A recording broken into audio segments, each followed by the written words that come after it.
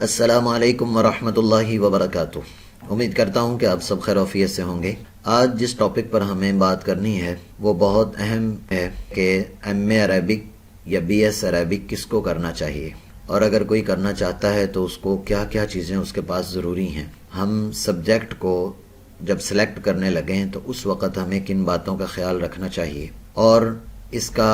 باہر ہمیں فائدہ کیا ہو سکتا ہے، ایم اے عربک کرنے کا فائدہ کیا ہو سکتا ہے، اور سب سے اہم بات یہ ہے کہ کن لوگوں کو ایم اے عربک نہیں کرنا چاہیے، وہ ان کے لیے بڑا نقصان دہ ثابت ہوگا۔ اور آخر میں انشاءاللہ تعالیٰ آپ کو جو میرا ایم اے کا رزلٹ ہے، ایم اے عربک پنجاب یونیورسٹی سے میں نے کیا ہے، وہ بھی آپ کو دکھاؤں گا، اور اس میں کچھ چیزیں بھی آپ کو سمجھاؤں گا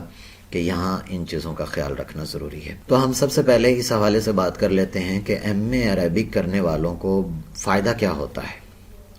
تو یہ ذہن میں رکھیے کہ ایم اے عربک کرنے والوں کو فائدہ یہ ہوتا ہے کہ وہ آگے ایم فل اور پی ایچ ڈی کر سکتے ہیں، اور پی ایچ ڈی کرنے کے بعد وہ کسی بھی یونیورسٹی میں جہاں پر عربک ڈپارٹمنٹ ہوتا ہے وہاں پر وہ اپنا کام کر سکتے ہیں۔ اور اگر آپ صرف ایم اے عربک کرتے ہیں تو آپ 17ویں اسکیل میں پنجاب پبلک سروس کمیشن کے اندر بھی اس میں جا سکتے ہیں۔ اور اس میں ایک مثبت پہلو یہ ہے، جو پازیٹیو پوائنٹ اس میں یہ ہے کہ باقی جو اتنے سبجیکٹ ہیں، مثال کے طور پر اسلامیات ہے، انگلش ہے، اردو ہے، یا آج کل سائنس کے جتنے سبجیکٹ ہیں، ان میں جو ماسٹر کرنے والے لوگ ہیں ان کی تعداد بہت زیادہ ہے، اور ادھر بہت زیادہ کمپٹیشن ہوتا ہے۔ جہاں بھی بہت زیادہ کمپٹیشن ہوتا ہے تو پھر آپ کے سلیکشن کے چانسز کافی کم ہو جاتے ہیں۔ تو ایم اے عربک کرنے والے لوگ اتنے نہیں ہوتے، بی ایس عربک کرنے والے لوگ اتنے زیادہ نہیں ہوتے، لہٰذا اس میں کمپٹیشن نہیں ہوتا۔ تو اگر آپ نے کافی محنت کی ہے اور آپ نے ہمت کی اور آپ کے مارکس اس میں اچھے ہیں اور آپ کی عربی کے ساتھ مناسبت ہے، تو بہت زیادہ چانس بڑھ جاتے ہیں کہ آپ کی کم از کم 17ویں اسکیل کے اندر جو ہے وہ آپ کی سلیکشن ہو سکے اور آپ ایز اے لیکچرر بھرتی ہو سکیں۔ تو ایک فائدہ تو یہ ہوتا ہے۔ دوسرا فائدہ یہ ہوتا ہے کہ وہ لوگ جو ریسرچ کرنا چاہتے ہیں، جو بعد میں آرٹیکلز لکھنا چاہتے ہیں، تو ان کو لازمی بات ہے کہ عربی کے ساتھ ان کی مناسبت ہونا ضروری ہے، تاکہ وہ حدیث کو کوٹ کر سکیں، قرآن کو کوٹ کر سکیں۔ جو اسلامیات میں بھی کرتے ہیں ایون ان کے لیے بھی عربی کافی مفید ہے کہ اگر وہ عربی کے ساتھ اپنی مناسبت کو جوڑ لیں تو وہ ان کے لیے بہت بہتر ہوگا۔ تو یہ تو مسئلہ تھا کہ ہمیں عربی کرنے سے یا ایم اے عربی کرنے کا فائدہ کیا ہے، کہ اس میں کمپٹیشن کم ہے، بہت کم لوگ اس میں آتے ہیں، اور جو آتے ہیں تو ان کا لیول بہت لو ہوتا ہے، اور اس لحاظ سے کمپٹیشن نہیں ہوتا جو دوسرے سبجیکٹ میں ہوتا ہے۔ تو اس میں بہت زیادہ چانسز آگے بڑھنے کے مواقع موجود ہوتے ہیں۔ اگلی بات جو ہمیں ڈسکس کرنا چاہ رہے ہیں وہ یہ ہے کہ ایم اے عربک کن کو کرنا چاہیے۔ ایم اے عربک ان لوگوں کو کرنا چاہیے جن کی کچھ نہ کچھ عربی کی بنیاد ہو۔ مثال کے طور پر انہیں صرف نحو کے ساتھ کچھ نہ کچھ مناسبت ہو، انہوں نے کچھ بنیادی چیزیں جو عربک کے حوالے سے ہیں وہ انہوں نے پڑھی ہوئی ہوں، تو تب انہیں ایم اے عربک کرنا چاہیے۔ واٹس ایپ پر مجھے بعض دفعہ طلباء اور بعض دفعہ طالبات مجھے پوچھتی ہیں اور وہ کہتی ہیں کہ اصل میں ہم نے عربک رکھی ہوئی تھی، بلکہ کل بھی مجھے ایک میسج آیا ہوا تھا کہ ہم نے وہ ایف اے کے اندر آپشنل عربک رکھی ہوئی تھی اور بی اے کے اندر پھر نہیں رکھی، اور اب ہم نے ایم اے عربک ہم کر رہے ہیں سرگودا یونیورسٹی سے۔ تو یہ میں نے اس لیے ویڈیو بنا بھی میں اس لیے رہا ہوں تاکہ ہمارے بہت سارے ساتھی جو ہے نا وہ مشورہ دینے میں بہت زیادہ غلطی کرتے ہیں۔ تو ہمیں اس بات کا خیال رکھنا ہے کہ ایسے نہیں ہے کہ بس آپ اندھیرے میں کسی کو ترغیب دے دیں کہ جناب ایم اے عربک کر لو۔ بھئی پہلے دیکھیں تو صحیح اس کی استعداد کیا ہے، اس کا وہ سبجیکٹ ہے بھی کہ نہیں ہے۔ اور یہ اس وقت جو ہمارا دور چل رہا ہے یہ اسپیشلائزیشن کا دور ہے۔ اس میں اگر آپ کو ایک سبجیکٹ آتا ہے اور وہ بہت اچھے طریقے سے آپ کو آتا ہے کہ آپ کے لیول کا اس میں کوئی بندہ نہیں ہے، تو آپ کہیں نہیں مار کھاتے۔ اگر آپ کے پاس میں کہتا ہوں اتنی ساری ڈگریاں بھی ہوں گی نا، اور آپ ہر ایک میں بی گریڈ میں سی گریڈ میں پاس ہوئے ہیں، تو آپ کو کوئی گھاس تک بھی نہیں ڈالے گا۔ یہ بات ذہن میں رکھ لیں۔ تو ہم کیوں ایسے لوگوں کو مشورہ دیتے ہیں جن کی عربی کی بیس نہیں ہوتی، وہ عبارت نہیں پڑھ سکتی، وہ اس کا ترجمہ نہیں کر سکتی، ایون کہ انہیں من اور اعلیٰ اور ان چیزوں کا بھی پتہ نہیں ہوتا، اور ہم وہ ایم اے عربک ایم اے عربک کا مطلب یہ ہے کہ آپ عربک کے اندر اسپیشلائزیشن کرنا چاہتے ہیں، ماسٹر ان عربک ہے۔ تو ماسٹر ان عربک اتنی آسانی سے تھوڑا ہوگا۔ تو لہٰذا ان لوگوں کو ایم اے عربک کرنا چاہیے جن لوگوں کی کچھ نہ کچھ بیس اور بنیاد موجود ہے۔ اگر ان کی بیس اور بنیاد ہے تو انہیں ایم اے عربک کرنا چاہیے، اگر ان کی بیس اور بنیاد نہیں ہے تو پھر انہیں کبھی بھی ایم اے عربک نہیں کرنا چاہیے۔ یہ بات ذہن میں رکھ لیں۔ وہ کسی اسلامک اسٹڈی میں چلے جائیں یا جس سبجیکٹ کے اندر، ایم اے اردو کا بہت زیادہ جو لوگ کرتے ہیں ان کو آگے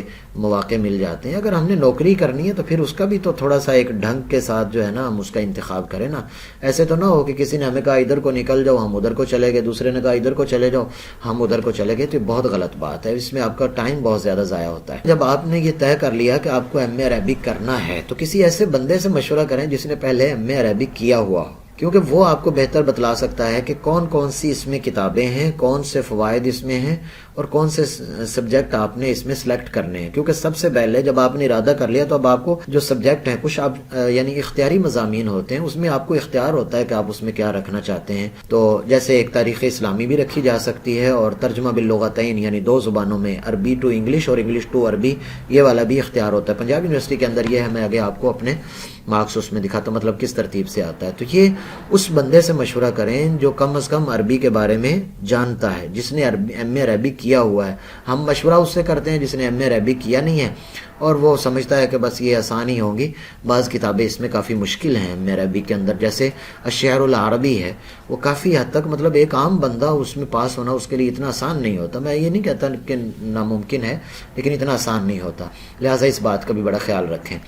تو اس بندے سے آپ مشورہ کریں کہ مجھے کیا سبجیکٹ اس میں سلیکٹ کرنے چاہیے، خاص طور پر اختیاری، لازمی تو لازمی ہے ہی، لیکن اختیاری مضامین میں خاص طور پر ہمیں اس بات کا خیال رکھنا پڑے گا۔ اور اس کے بعد بھی اگلا مرحلہ، اگلی بہت اہم بات جو آپ کی خدمت میں عرض کر رہا ہوں، دیکھیں مجھے مثال کے طور پر اگر میری انگلش سے بھی مناسبت ہے اور عربی سے بھی مناسبت ہے تو مجھے ترجمہ باللغتین یعنی دو زبانوں میں ترجمے والی جو ایک وہ کتاب ہے وہ میرے لیے آسان ہوگی، لیکن ہو سکتا ہے جو اگلا بندہ ہے اس کی عربی اتنی ہائی لیول کی نہ ہو، لیکن ہو سکتا ہے کہ اس کی عربی اتنی ہائی لیول کی ہو لیکن انگلش اسے نہ آتی ہو۔ اور چونکہ میں نے وہ والا امتحان اور وہ والا سبجیکٹ سلیکٹ کیا تھا، اس لیے میں نے اس کو بھی مشورہ دے دیا۔ اب اسے عربی تو آتی ہے لیکن اسے انگلش نہیں آتی، اب وہ وہاں جا کر پھنسا رہے گا۔ پیراگراف کا ترجمہ عربی میں تو اس کو آتا ہے، اردو میں کر سکتا ہے لیکن انگلش میں نہیں کر سکتا۔ تو یہ بڑا خیال رکھیں کہ ایک چیز مجھے آتی ہے تو میں اگلے کو وہ مشورہ دوں جو اس کے لیے آسان ہو۔ ایسا نہ کریں لوگوں کے ساتھ، یہ زیادتی ہے۔ تو عمومی طور پر یہی ہوتا ہے کہ ایک چیز میرے لیے آسان ہے، دوسرے کے لیے مشکل ہے، اور دوسرے کے لیے آسان ہے، میری مشکل ہے۔ مثال کے طور پر مجھے تاریخ اسلامی مطلب اس میں چونکہ تاریخ کے اندر تاریخیں ہوتی ہیں کہ فلاں سن کو یہ ہوا، فلاں سن کو یہ ہوا، ایک بندے کا ذہن ایسا ہے کہ وہ تاریخیں یاد کرنا اس کے لیے بڑا مسئلہ ہو جاتا ہے، وہ اس کے لیے مشکل ہو جاتا ہے، تو وہ اس کے لیے غیر مناسب ہے۔ ہاں ایک بندے کا رٹا بڑا مضبوط ہے اور اچھا ہے تو وہ اس کو کر لے، تو اس بات کا بڑا خیال رکھنا چاہیے۔ اب جب آپ نے سبجیکٹ سلیکٹ کر لیے ہیں اور سبجیکٹ آپ کے سلیکٹ کرنے کے بعد اب آپ کو چاہیے کہ آپ اردو بازار میں جائیں اور اردو بازار سے کسی بھی بازار سے آپ اوریجنل کتاب جو اس یونیورسٹی کی ہے، اصل کتاب جو ہے وہ لے کر آئیں اور اس کو کسی اچھے ٹیچر سے پڑھنا شروع کریں۔ روزانہ کی بنیاد پر آپ 2-3 صفحے، 2 صفحے، آدھا پونا گھنٹہ دے دیں، اس سے زیادہ کی ضرورت نہیں، آدھا پونا گھنٹہ دے دیں، وہ آپ کے لیے بہت کافی ہو جائے گا۔ اصل میں ہم سے غلطی یہ ہوتی ہے کہ ہم جاتے ہیں اور بالکل جب سر پہ امتحان پڑ چکا ہوتا ہے، ہمیں پتہ ہوتا ہے کہ ہم نے امتحان دینا، آگے پیچھے دوڑ سمجھ نہیں آ رہی ہوتی، خلاصہ تیار کروں، اصل کتاب تیار کروں، پاسٹ پیپر تیار کروں، جو بندہ ملتا ہے وہ کوئی کہتا ہے پاسٹ پیپر تیار کرو، کوئی کہتا ہے کتاب تیار کرو، کوئی کہتا ہے کہ جناب آپ بس یہ یوں لکھانا، بلکہ ایک بندے نے تو یوں بھی کہا کہ بس آپ لکھانا پاس کر دیتے ہیں یونیورسٹی۔ ایسا نہیں ہوتا، شاید کوئی ایک آدھا چانس ایسا بن گیا ہو، وگرنہ ایسا تو نہیں ہوتا کہ آپ جو کچھ بھی لکھ کر آ جائیں تو آپ کو پاس کر دیا جاتا ہے۔ تو اس لیے اس بات کا بڑا خیال رکھیں۔ اچھا، اس میں آپ کوشش کریں کہ بہت پرانی کتابیں لے لیں، کوئی مسئلہ نہیں، نئی کتابیں لینا ضروری نہیں ہے۔ میں نے پورے ایم اے کے پیپروں میں مطلب پارٹ 1 اور پارٹ 2 میں نے ایک ہی سال میں دیا تھا،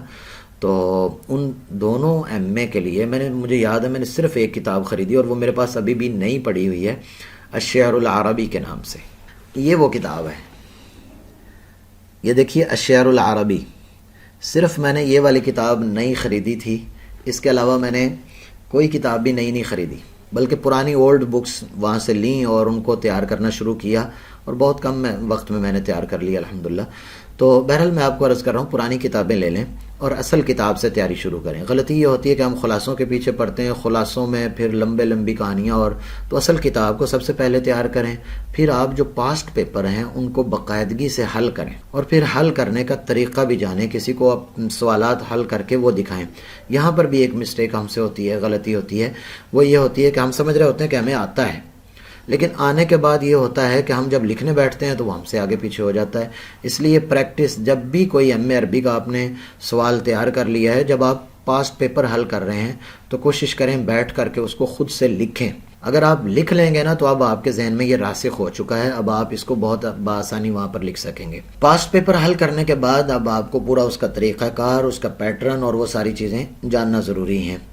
صرف خلاصوں پر اکتفا کرنا بھی غلط ہے، صرف کتابوں کو تیار کرنا بھی غلط ہے، اور پاسٹ پیپر کو نہ دیکھنا یہ بھی غلط ہے۔ تو میں یہ آپ کو عرض کر رہا ہوں کہ سب سے پہلے کتاب کو حل کریں۔ جب آپ نے کتاب کو حل کر لیا تو آپ سمجھیں کہ دوسرا کام آپ کا ہو چکا ہے۔ اب جب آپ پاسٹ پیپر حل کر رہے ہوں گے تو آپ کو ان کا میتھڈ، آپ کو اس کا طریقہ کار وہ سمجھ میں آ جائے گا کہ یہ پیپر دیتے آخر کیسے ہیں، اس میں کیا چیزیں عام طور پر پوچھتے ہیں۔ تو یہ ساری چیزیں انشاءاللہ تعالی آپ کے لیے مفید ہوں گی۔ ابھی ویڈیو لمبی ہو گئی ہے، میں دوسری ویڈیو کے اندر انشاءاللہ تعالیٰ آپ کو جو میرے عربک کے مارکس ہیں اور وہ ساری ترتیب ہے وہ انشاءاللہ اگلی ویڈیو میں آپ کو ذکر کر دوں گا۔ کوشش کریں کہ جب آپ نے ایک چیز کو ٹھان لی ہے کہ آپ کو ایم اے عربک کرنی ہے تو پھر بہت اچھے نمبروں میں کریں۔ پھر اگر آپ کے 1000 نمبروں میں سے، مطلب 500 نمبر پارٹ 1 کے، 500 پارٹ 2 کے 1000 نمبروں میں سے اگر آپ کے 600 نمبر آتے ہیں، 500 نمبر آتے ہیں تو کچھ بھی نہیں ہے، یہ کمپٹیشن ہے ہی نہیں۔ وہ یوں سمجھے کہ آپ نے اپنے آپ کو تسلی دی ہوئی ہے کہ آپ نے بہت کچھ کر لیا ہے۔ تو یہ ویڈیو کافی لمبی ہوگی، آپ تنگ ہو جائیں گے، میں نہیں چاہتا کہ آپ تنگ ہوں۔ انشاءاللہ اگلی چھوٹی سی ویڈیو کے اندر میں آپ کو اپنی جو ایم اے کے مارکس ہیں وہ دکھاؤں گا اور اس میں کچھ چیزیں سمجھا دوں گا۔ اللہ حافظ، السلام علیکم ورحمۃ اللہ۔